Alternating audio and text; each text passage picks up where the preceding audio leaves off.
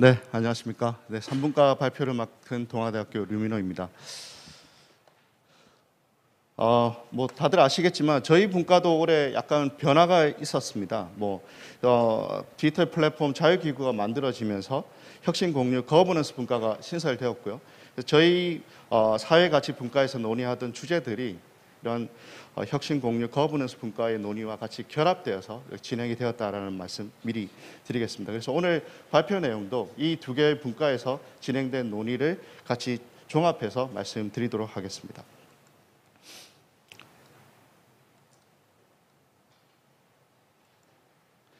네, 먼저 본격적으로 말씀드리기 앞서서 국내 플랫폼 산업의 현황에 대해서 간략히 한번 짚어보도록 하겠습니다.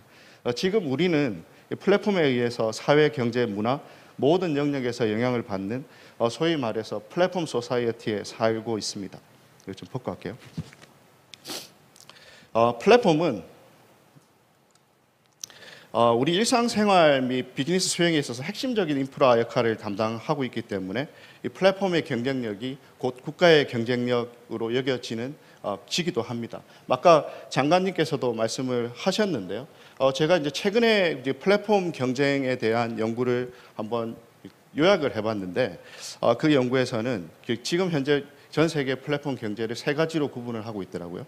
첫 번째, 미국을 중심으로 한 플랫폼 도미넌스, 지배로 규정을 하고 있고요. 그리고 이제 중국이 이 거대 플랫폼 기업들이 있긴 하지만 이 기업들은 대부분 다 이제 중국이라는 바운더리 안에서 자급자족 형태로 성장한 형태, 즉 이러한 형태의 플랫폼을 자급자족 플랫폼으로 정의를 하고 있고요. 근데 다들 아시겠지만 유럽을 비롯한 전 세계 대부분 나라들이 자체적인 플랫폼을 보유하고 있지 못합니다. 이런 상황에 대해서 플랫폼 공백이라는 표현으로 이렇게 나타내고 있습니다. 근데 다행히도 우리나라는 사실상 전 세계 유일하게 경쟁력 있는 자국의 로컬 플랫폼을 보유하고 있습니다.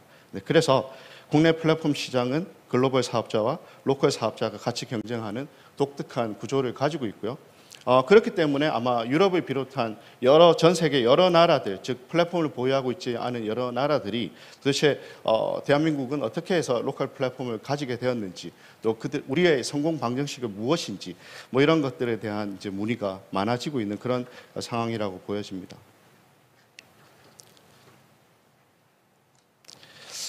플랫폼은 태생적으로 이제 비즈니스 모델의 사회 문제 해결 과정을 결합시키면서 성장해 왔습니다. 이 과정을 통해서 많은 사회 경제적 효용을 만들어내고 있습니다. 예를 들어서 웹툰이라는 새로운 생태계 산업이 만들어지기도 했고요. 그러니까 검색 플랫폼을 바탕으로 한 광고, 컨텐츠, 유통산업 등 다양한 산업의 경쟁력 향상에도 기여해 왔습니다. 그리고 이용자 측면에서도 플랫폼은 정보에 대한 접근성을 향상시킨다든지 또 디지털 행동주의를 강화하면서 시민사회와 민주주의 가치를 높이는 등의 긍정적인 효과도 이바지해 왔습니다. 이번에 우리 분과에서 국내 이용자들이 어떤 플랫폼을 얼마나 이용하고 있는지, 그리고 플랫폼의 각 속성에 대해서 얼마나 긍정적으로 혹은 부정적으로 생각하는지를 조사를 해봤고요. 이제 보시는 바와 같이 이 다양한 유형의 플랫폼에 대해서 이용자들이 실생활 속에서 깊숙이 활용을 하고 있다는 것을 확인할 수 있었습니다. 시간 관계상 하나하나 말씀드릴 수는 없고요. 근데 이제 이용자 조사를 통해서 우리가 알게 된 것은 이용자들이 긍정, 부정적인 의견에 대해서 서로 이렇게 한쪽으로 치우치기보다는 긍정적인 의견도 가지고 있고 또 부정적인 의견도 같이 가지고 있는 그런 이제 상황이다라는 정도로 요약해서 말씀드릴 수 있을 것 같습니다. 최근 코로나19로 이렇게 사회 안전망에 대한 중요성이 크게 부각되고 있는 상황입니다.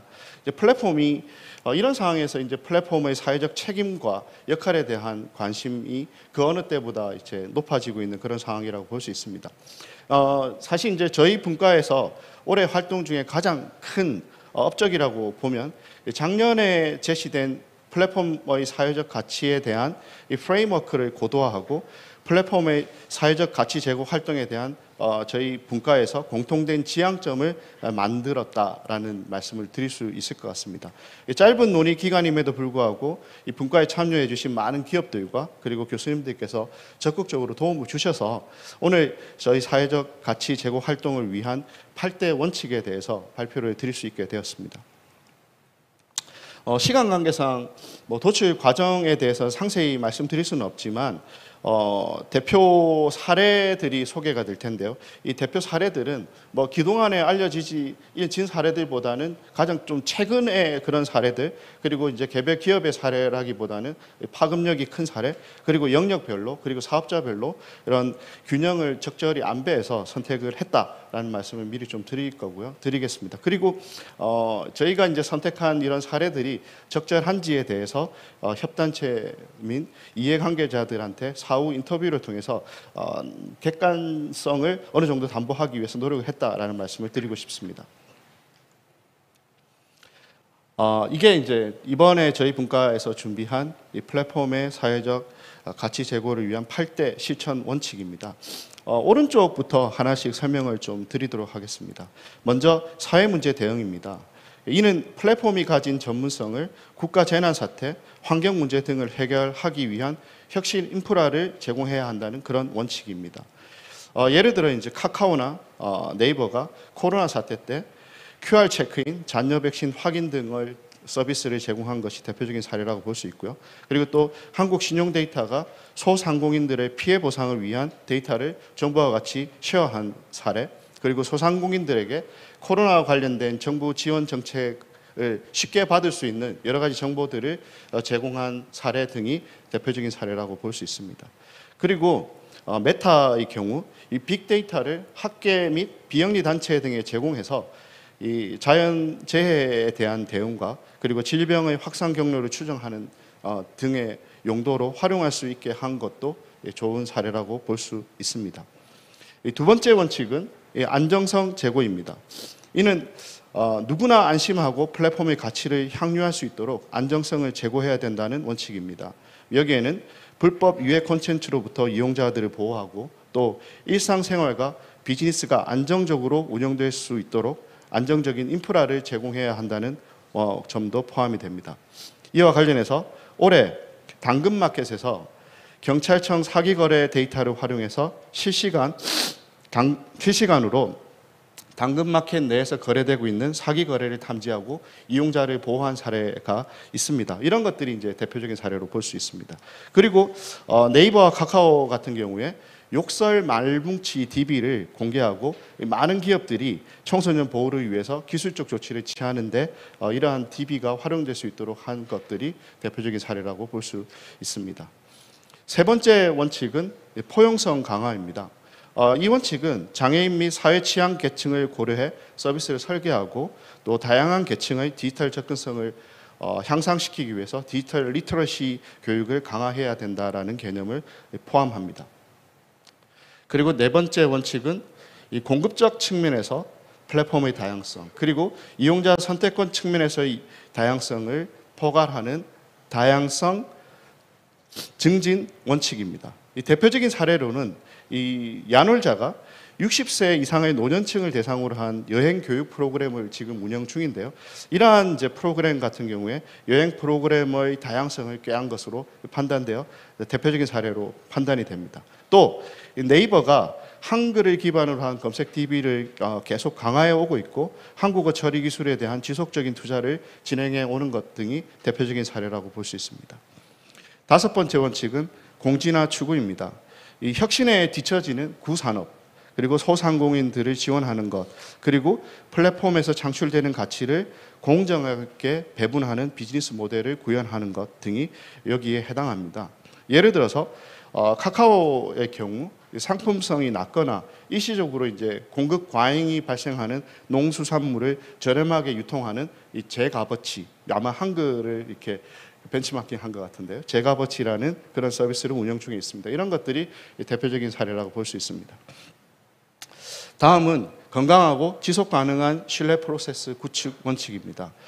기업의 통상적인 경영 의사결정뿐 아니라 플랫폼 서비스와 관련된 다양한 정책적 의사결정 과정들이 투명하고 그리고 중립적으로 진행되어야 한다는 그러한 원칙입니다. 7번째 원칙은 개방 연결 확대입니다. 플랫폼은 누구나 참여 가능한 개방적 혁신을 추구하면서 성장해 오고 있습니다. 이 원칙은 이러한 개방적 원칙을 더 강화해 보자는 취지에서 만들어졌다고 볼 수 있습니다. 최근에 우한 형제들이 이 단골 고객의 데이터를 공개를 했습니다. 그래서 이걸 통해서 소상공인들이 그 단골 고객 데이터를 통해서 본인들의 고객을 효율적으로 또 체계적으로 관리할 수 있도록 한 사례들이 여기에 해당하는 대표적인 사례라고 보여집니다. 그리고 이 무신사에서는 이 재능 있는 신진 디자이너를 발굴하고 또 이들이 기존의 패션 생태계의 새로운 참여자로 활동할 수 있는 다양한 기회들을 제공하고 있습니다. 이런 것들이 대표 사례로 보여집니다. 그리고 마지막으로 8번째 원칙은 새롭고 다양한 기회 창출을 위해 플랫폼들이 새로운 기술 및 서비스에 대한 혁신적인 도전을 이어가야 된다라는 그런 원칙입니다. 이와 관련해서는 여러 가지 사례가 있을 수 있겠지만 최근에 로톡이라든지 뱅크샐러드라든지 쿠팡이라든지 이러한 기업들이 AI, 빅데이터, 콜드체인 등과 같은 데 있어서 여러 가지 혁신적인 투자를 이어가고 있는 것들이 대표적인 사례라고 볼 수 있습니다. 오늘 제가 시간 관계상 여러 사례들이 있기는 하지만 모두 다 말씀드리지는 못했고요. 이 발표 자료 뒤쪽에 보면 첨부 형태로 구체적인 사례에 대한 설명을 덧붙여 놓았으니까 한번 참고해 주시면 고맙겠습니다. 또 오늘 이제 소개해드린 사례에 포함되지 못했지만 많은 기업들에서 이렇게 다양한 사례를 제출해 주신 점 다시 한번 감사드리고요. 이렇게 제출된 사례들이 하나로 취합되고 저장되고 관리되면서 또 이 우수한 사례들이 여러 분야로 확산될 수 있도록 다양한 노력들을 강구해 나가겠다라는 말씀을 또 드리겠습니다. 8가지 이제 원칙과 사례들을 어떻게 다시 한번 이제 그룹핑을 해볼 수 있을까를 고민하다가 다음과 같은 2가지 축을 한번 고민해봤습니다.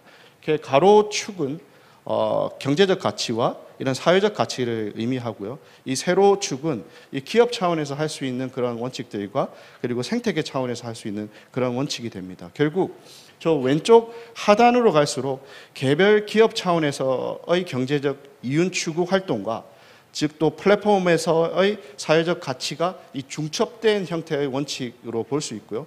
우측 상단으로 갈수록 개별 기업 차원에서의 이윤 추구 행위와 사회적 기여 행위 자체가 별개로 즉 사회 가치 본연의 활동에 가까운 그런 원칙들이라고 볼 수 있습니다. 그래서 이게 어느 것이 더 좋고 나쁨을 이제 구분하는 그런 원칙이라기보다는 이 플랫폼의 유형과 그리고 이런 규모 이런 상황에 따라서 각자의 활동을 한번 점검해 볼 수 있는 기준점은 될 수 있지 않을까라는 생각이 듭니다. 그리고 이제 플랫폼 기업들이 이 사회적 기여 활동을 좀 더 적극적으로 하기 위해서 정부에서 좀 도와주셨으면 하는 그런 여러 가지 의견도 많이 있었는데요. 예를 들어서 사회적 가치 활동을 적극적으로 하는 기업들에 대해서 이제 세제 혜택을 준다든지 혹은 이제 공정거래법 내에 자율 준수 프로그램 운영에 대한 처벌 경감 규정과 같이 이러한 인센티브를 한번 고려해 볼 수 있겠다라는 의견도 주셨고요. 그리고 플랫폼 기업들이 미제 영역에서 발생하는 다양한 역기능들을 사전적으로 해서 이 경제적 가치를 실현할 수 있도록 이 다양한 연구들이 지원이 돼야 된다라는 그런 의견들이 있었습니다. 향후 이러한 실천적 원칙들이 구호에 그치지 않고 진정성 있는 작업으로 남기 위해서는 정부를 비롯한 개별 기업 차원에서 이러한 원칙들이 제대로 실천되고 있는지를 평가하는 작업들이 필요할 건데요.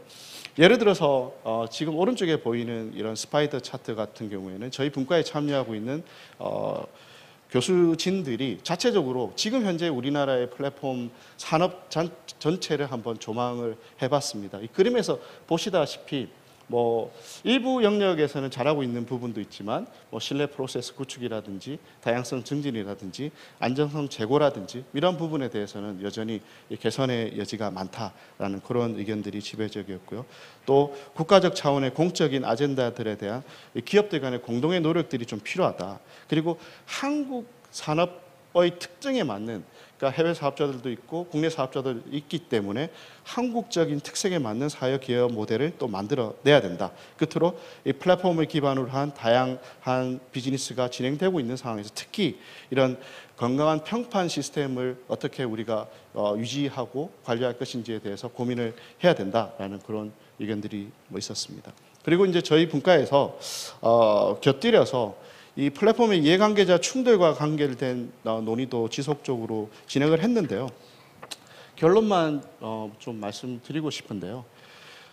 이게 올해 저희가 논의한 것 중에 특히 이제 전문 직역과 혁신 플랫폼 간의 갈등 양상에 대해서 많이 다뤄봤었고, 근데 이 전문 직역과 관련된 플랫폼에서는 뭐 의사협회라든지 변호사협회 같은 강력한 이해관계 대변 조직이 얽혀 있어서 이러한 갈등 해결이 참 쉽지 않은 상황이다. 라는 그런 논의들이 있었습니다. 근데 이러한 이제 갈등을 해결하는 것이 결국은 우리 플랫폼 생태계를 건전하게 이끌어가는 데 있어서 가장 중요한 건데, 아직까지 우리 사회에서는 이런 갈등을 어떤 식으로 해결해야 될 것인지에 대한 진지한 고민들이 좀 없었다라는 그런 논의들이 있었습니다. 저희 분과에 이 사회학을 전공하신 이재혁 교수님이 계시기 때문에 이재혁 교수님께서 재밌는 사례를 하나 소개해 주셨는데요. 이 남아공에서 민주주의 이행 방안을 놓고 이제 갈등이 쌓였을 때 이걸 해결하는 과정 이제 몽플레 시나리오라는 사례로 소개를 해주셨는데, 이 재원을 이 몽플레 시나리오가 담고 있는 함의점으로 대체를 하면서 발표를 마치도록 하겠습니다. 여기에는 4가지 원칙이 있는데요. 첫 번째, 이질적인 그리고 현재 미래를 대표하는 신뢰 있는 인물들로 전문가 집단을 구성한다는 것과 중립적인 시각의 조정자를 토론자로 뽑는다는 것, 그리고 이제 중요한 게 현재가 아닌 10년 후에 미래에 대한 시나리오를 도출하고 이 도출된 시나리오에 대한 각자의 입장, 관점을 넘어서는 이 함의점을 도출한다라는 게, 이게 이제 어떻게 보면 한국형 갈등 해결 모델의 초석이 되지 않을까라는 생각이 듭니다. 네, 감사합니다.